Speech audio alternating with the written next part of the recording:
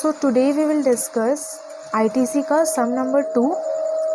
Okay, इस सम में हम लोग डिस्कस करेंगे जीएसटी में ITC कैसे निकालते हैं और ईच स्टेट को कितना कितना टैक्स पे करना पड़ता है. ये आपके सेमेस्टर एग्ज़ाम्स बीकॉम में होने वाले, एमकॉम में होने वाले और बाकी कॉम्पिटिटिव एग्ज़ाम्स के लिए बहुत यूज़फुल होगा. अगर आपको वीडियो पसंद आए तो प्लीज़ इसे लाइक, शेयर, सब्सक्राइब करने मत भूलना. So now let's get started. A makes intrastate supply of goods valued at rupees 50,000 to B within the state of Karnataka. तो यहाँ क्या बोल रहा है, A ने इंट्रास्टेट सप्लाई किया गुड्स का जिसका 50,000 दाम है. ठीक है, B को सप्लाई किया, सेल किया. ये लोग दोनों इंट्रास्टेट है, मतलब सेम स्टेट के हैं, कर्नाटक में ही है. देखो डायग्राम से, ए ने बी को इंट्रास्टेट सप्लाई किया, मतलब ये सप्लाई किया. इंट्रास्टेट मतलब जब एक ही स्टेट में सप्लाई होता है तो उसे इंट्रास्टेट सप्लाई बोलते हैं. जब इंट्रास्टेट सप्लाई होता है तो CGST एंड SGST लगता है. ए ने कितने में सप्लाई किया, 50,000 में. ठीक है, नेक्स्ट पॉइंट क्या है, B makes interstate supply to X located in Telangana after adding 10% as its margin. B ने फिर X लिमिटेड को इंटरस्टेट सप्लाई किया. ठीक है, आफ्टर 10% अपना मार्जिन ऐड करके, मतलब A ने B को जब सेल किया 50,000 में तो B को 50,000 पे करना पड़ा कॉस्ट में, प्लस टैक्स GST तो लगेगा ही. कितना लगेगा, टैक्स हम बाद में डिस्कस करेंगे, पहले इसका बस कॉस्ट डिस्कस कर लेते हैं कि हर स्टेज में कॉस्ट कितना लग रहा है, एक्चुअल कॉस्ट एक्सक्लूडिंग GST. ठीक है, तो B ने X को जब सेल किया तो 10% मार्जिन ऐड करते हुए किया. तो 10% कैसे कैलकुलेट होगा, देखो 50,000 में उसने ख़रीदा था, राइट. देखो 50,000 में ख़रीदा था, तो इसमें अगर हम 10% ले 5,000 इसे ऐड कर दूंगी तो 55,000 हो जाएगा, राइट. तो ये 55,000 आ रहा है IGST. ये IGST क्यों है, क्योंकि ये इंटरस्टेट सप्लाई हो रहा है. B और X के बीच में इंटरस्टेट सप्लाई हो रहा है. इंटरस्टेट मतलब जब दो डिफरेंट स्टेट के बीच में सप्लाई होता है तो उसे इंटरस्टेट सप्लाई बोलते हैं. बी कर्नाटक में सिचुएटेड है और एक्स तेलंगाना में सिचुएटेड है, इसलिए. ओके, फिर नेक्स्ट पॉइंट क्या है, ये पॉइंट हो गया. They after x sell it to y in Telangana intrastate supply after adding 10% as his margin. उसके बाद क्या बोल रहा है कि एक्स इंट्रास्टेट सप्लाई करता है वाई को. ठीक है, इंट्रास्टेट सप्लाई मतलब विद इन द स्टेट होने वाला सप्लाई, 10% मार्जिन ऐड करने के बाद. ठीक है, यहाँ लिखा हुआ है ना 10% मार्जिन ऐड करके, मतलब एक्स को कितना लगा, जो कॉस्ट लगा उसमें 10% ऐड कर दो, तो उतना उसने वाई से चार्ज किया. ठीक है, तो यहाँ वैल्यू आ रहा है 6500. कैसे कैलकुलेट होगा, देखो x का आया था 55,000, तब जब वो y को सेल करेगा तो कितना होगा, इसमें 10% अगर इंटू 10% मैं करूँ तो 55,500, इसे ऐड कर दूँगी तो 6500 हो जाएगा, राइट. तो ये हो गया 6500. यहाँ इंट्रास्टेट सप्लाई हो रहा है तो CGST और SGST लगेगा. ठीक है, ये हुआ कॉस्ट, जो एक्चुअल में कॉस्ट प्राइस है एक्सक्लूडिंग GST. अब GST कैसे निकालना है वो हम आगे डिस्कस करते हैं. देयर आफ्टर X, ये हो गया. Assume that the rate of GST is 18%, CGST SGST 99% है और IGST 18% है. Calculate tax payable at each stage of the transaction detailed above. तो हमें ईच स्टेज में कितना टैक्स पेएबल है वो कैलकुलेट करना है और ये भी कैलकुलेट करना है।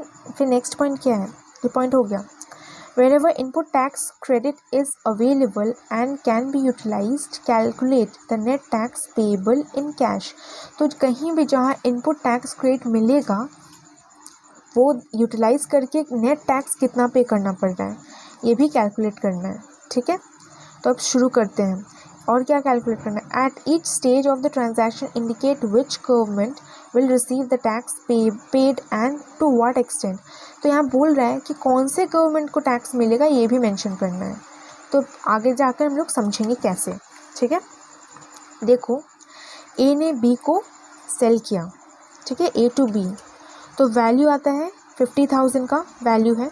ये एक्सक्लूडिंग जीएसटी है। यहाँ इंट्रा स्टेट सप्लाई हुआ था ना, सीजीएसटी और एसजीएसटी लगेगा। ठीक है, तो ये कैसे लगेगा? 50,000 पे CGST at a rate of 9%, 50,000 into 9%, 4,500, 4,500, SGST at a rate of 9%, ये भी रेट सेम है तो 4,500 हो जाएगा ना। तो नेट वैल्यू कितना होगा? Net price charged by A to B, A from B कितना होगा? मतलब ए बी से कितना नेट प्राइस चार्ज करेगा जीएसटी लेकर, क्योंकि बी तो उसका कंज्यूमर है ना, कस्टमर है, तो टैक्स अल्टीमेटली तो कस्टमर को ही पे करना पड़ता है। ये अपने समझे थे पहले भी, राइट। तो कस्टमर है तो टोटल कितना हो जाएगा? देखो इंटू 2 करूँगी इतना, देन 50,000 ऐड कर दिया, 59,000 हो रहा है जो बी पे करेगा। ठीक है, प्राइस टोटल प्राइस है, ये total price paid by B, ये बी पे करने वाला है। बी का टोटल प्राइस है जीएसटी इंक्लूड करके। फिर नेक्स्ट क्या है? इसका तो हो गया। नेक्स्ट अब बी एक्स को जब सेल करता है, ठीक है, जब बी एक्स को सेल करता है तो कैसे सेल करेगा? बी टू एक्स, ठीक है। तो यहाँ वैल्यू क्या आ रहा है? वैल्यू 55,000 हमने कैलकुलेट किया था, 10% ऐड करके सेल करेगा, इसका कॉस्ट है बस। अभी इसमें जीएसटी लगाएंगे, यहाँ क्या जीएसटी लगेगा? IGST, right. तो IGST at a rate of 18%, कितना होगा? 55,000 इंटू 18%, 990, ठीक है। ऐड करके कितना आता है? 64,900 आ रहा है। ओके, ये आ गया। अब इसके बाद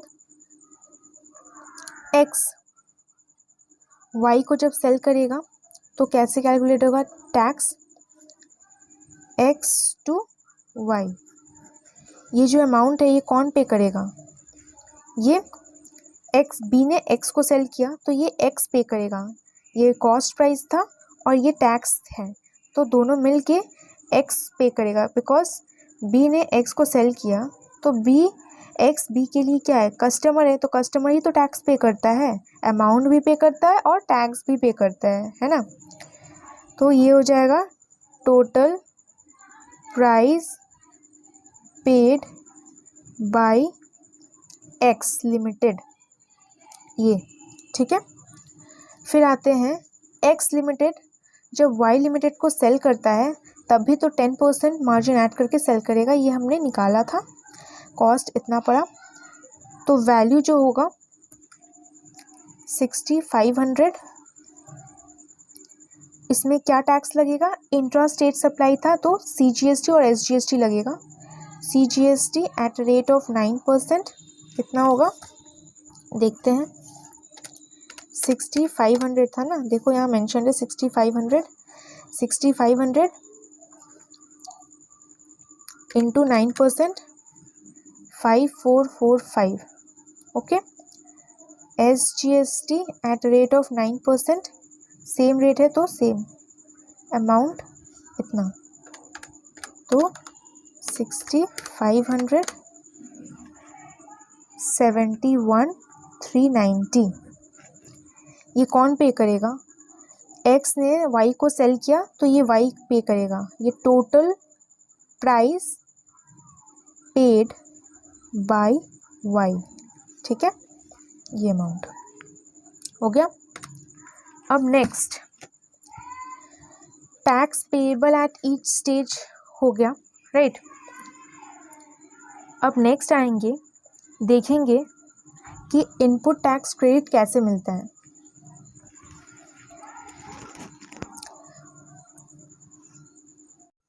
तो अब इनपुट टैक्स क्रेडिट कैसे मिलता है ये कैलकुलेट करना है, राइट। देखो, ए बी को सप्लाई करता है, ठीक है, 50,000 में CGST SGST लगता है, ठीक है। तो यहाँ CGST SGST कौन पे कर रहा है? बी पे कर रहा है, राइट। जब ए ने सप्लाई किया तो गवर्नमेंट को उसे कितना पे करना पड़ेगा? फर्स्ट स्टेज, ये जो स्टेज है, तो इस स्टेज में उसे CGST SGST पे करना पड़ेगा कैश में सेंट्रल गवर्नमेंट को, और डेस्टिनेशन बेस्ड होता है ना टैक्स, तो कर्नाटक गवर्नमेंट को पे करना पड़ेगा, राइट। कितना पे करना पड़ेगा? 4500 उसने जो बी से कलेक्ट किया, 4500 CGST और SGST 4500, मतलब 9000 उसे पे करना पड़ेगा। किसको? सेंट्रल गवर्नमेंट को, ठीक है, और कर्नाटक गवर्नमेंट को टोटल इतना पे करना पड़ेगा जो उसने बी से कलेक्ट किया था, राइट। अब हम लोग कस्टमर हैं, बी तो यहाँ इसके लिए कस्टमर है, तो बी थोड़ी ना चाहेगा गवर्नमेंट को पे करने, नहीं, ए पे करता है, जो रजिस्टर्ड GST में जो रजिस्टर्ड होते हैं वही पे करते हैं गवर्नमेंट को, राइट। तो ये 9000 पे करना पड़ेगा ए को। तो अब देखना पड़ेगा क्या इसको RTC मिलेगा, देखते हैं। देखो यहाँ इसके पहले तो कुछ सप्लाई हुआ नहीं है, दैट मीन्स इसने कोई टैक्स इस चीज़ पे नहीं दिया, दैट मीन्स इसको पूरा ही टैक्स देना पड़ेगा, इसको कोई RTC नहीं मिलने वाला, ठीक है, दैट मीन्स इसे पूरा पे करना पड़ेगा। नाउ नेक्स्ट, जब बी एक्स को सेल करता है तो टैक्स कितना? IGST लग रहा है 9900, ठीक है। तो यहाँ IGST 9900 लग रहा है, तो इसमें IGST देना पड़ेगा। किसको देना पड़ेगा? बी को देना पड़ेगा, जो उसने एक्स से कलेक्ट किया। तो बी ने कहा हाँ ठीक है, मैं 9900 तो लिया हूँ, बट क्या मुझे पूरा पे करना पड़ेगा? मैंने तो ऑलरेडी ए को 4500 CGST और 4500 SGST पे किया, तो मैं पूरा क्यों पे करूँ फिर से, राइट। तो गवर्नमेंट ने कहा हाँ ये भी सही है, तो ये पूरा इससे पे नहीं करना पड़ेगा। CGST 4500 जो इसने ऑलरेडी पेमेंट कर दिया, SGST 4500 जो इसने ऑलरेडी पेमेंट कर दिया, उसे नहीं पे करना पड़ेगा, 2 बार टैक्सेस नहीं लगेगा, ठीक है। और देखो, अब आप पूछोगे अच्छा मैम IGST क्या CGST और SGST के साथ सेट ऑफ होता है? हाँ होता है, IGST हर चीज़ के साथ सेट ऑफ होता है। IGST का अगर आपने पहले पेमेंट किया तो भी, CGST पेमेंट किया तो भी, SGST पेमेंट किया तो भी, ठीक है। तो अब माइनस करके देखते हैं, 9900 माइनस 4500 CGST माइनस 4500 SGST, तो इसे 900 पेमेंट करना पड़ेगा। किससे 900 पेमेंट करना पड़ेगा? बी को पेमेंट करना पड़ेगा 900। क्यों 900 पेमेंट करना पड़ेगा? Amount of tax paid by B to government. कौन से गवर्नमेंट को पे करना पड़ेगा? यहाँ IGST है, और IGST हम लोग किसे पे करते हैं? हम लोग सेंट्रल गवर्नमेंट को पे करते हैं,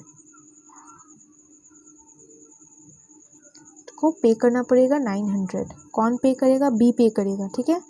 क्यों बी पे करेगा? बिकॉज एक्स ने तो बी को दे दिया, ये यहाँ पर ये कस्टमर है और बी सप्लायर है, बी रजिस्टर्ड होगा जीएसटी में, ठीक है। तो ये बी गवर्नमेंट को पे करता है, राइट, 900।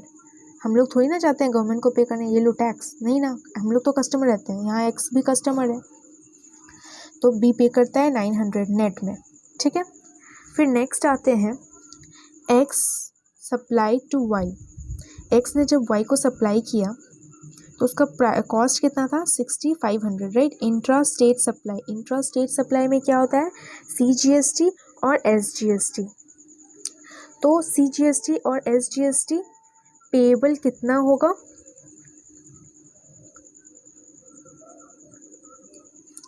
देखो यहाँ इंट्रा स्टेट सप्लाई है, that means CGST SGST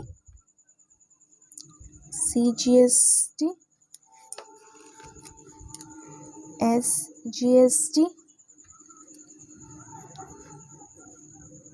already कितना पेमेंट हो चुका? वाई ने एक्स को दे दिया है, ये कस्टमर है, ठीक है। तो कस्टमर तो सप्लायर को ही पैसा देता है, जो भी इनपुट मतलब जो GST होता है, राइट।